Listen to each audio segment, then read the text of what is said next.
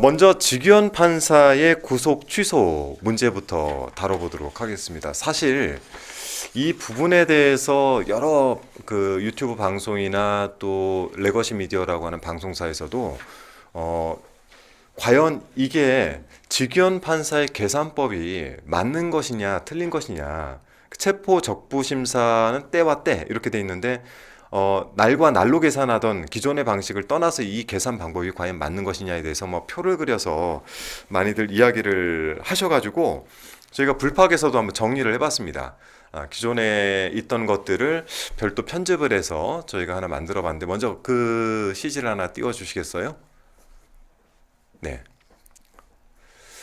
자, 화면을 하나, 만료 계산법, 네, 그걸 하나 좀 띄워주시면, 현행법상으로는 지금 표에 보시는 것처럼 되어 있습니다.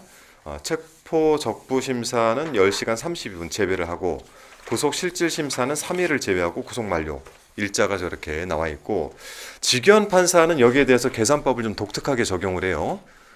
저렇게 체포 적부 심사 3시간 32분을 포함을 시킵니다.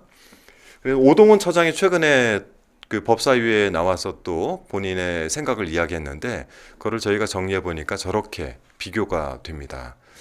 두 분은 저기에 대해서 뭐 많은 그 뭐 이론을 차치하고 기존의 관행들도 있었고, 어떻게 생각을 하세요? 김동호 의원님은 뭐 어쨌든 우리 당의 율사 출신이신데. 제가 한 10년 정도 변호사 생활을 하다가 이렇게 네. 정치인이 됐는데요. 네.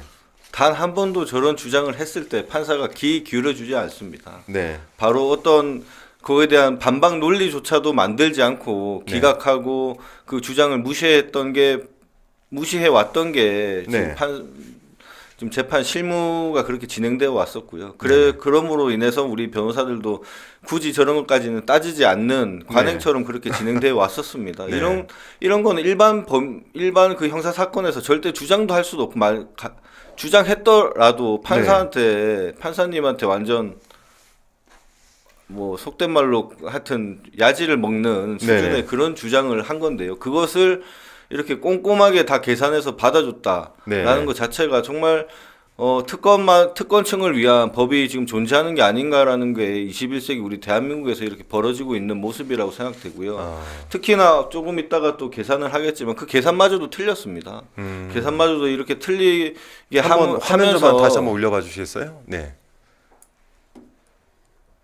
계산마저도 이렇게 틀리게 하면서 윤석열 대통령을 풀어주려고 한 것은, 이것은 애초에 윤석열 대통령을 풀어주겠다라는 목적을 가지고서 거기에 끼워 맞추듯이 이렇게 그 근거를 만든 게 아닌가 그렇게 생각되고요. 실제로 뭐 판사 출신 변호사들이 얘기를 해보면 거의 결론은 맞춰놓고 거기에 대해서 그 법리나 사실관계를 끼워 맞춥니다. 끼워 맞췄을 때 도저히 말이 안 되면 이제 그런 식으로 안 가는데, 이것은 말도 안 되는 것을 거의 뭐 윤석열 대통령 석방이라는 그 목표 하나만 가지고서 끼워 맞춰서 이렇게 판결을 내린 게 아닌가 싶습니다. 두 가지 중 하나는 이거를 한 달 넘게 잡고 있었다. 저런 식의 본인의 주장을 판사가 할 거면 진즉 저기에 대한 결정을 했었어야 되는데, 이 사안을 한 달 이상 가지고 있다 갑작스럽게 정말 거의 재정법 수준에 가까운 주장을 하면서 저런 직위원 판사의 계산법이라는 게 나왔습니다.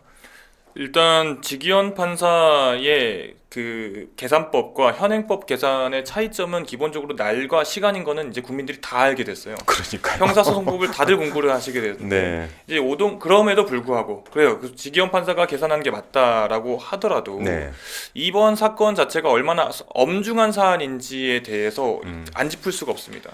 방금 말씀하신 것처럼 시간이 얼마 걸렸든 간에 판사로서 분명히 본인의 양심에 맡기고 양심에 따른 판결을 해야 되는데, 하필이면 가장 똑같은 법의 적용을 받아야 된다라고 생각하는 대통령이라는 사람에 대한 법에서 첫 번째 예외가 나왔다. 첫 번째 다른 내용 결정이 나왔다라는 것에서 이것은 분명히 직위원 판사뿐만 아니라 직위원 판사를 둘러싼 어떤 거대한 암흑의 세력이 움직인 거라고 볼 수밖에 없다 생각합니다.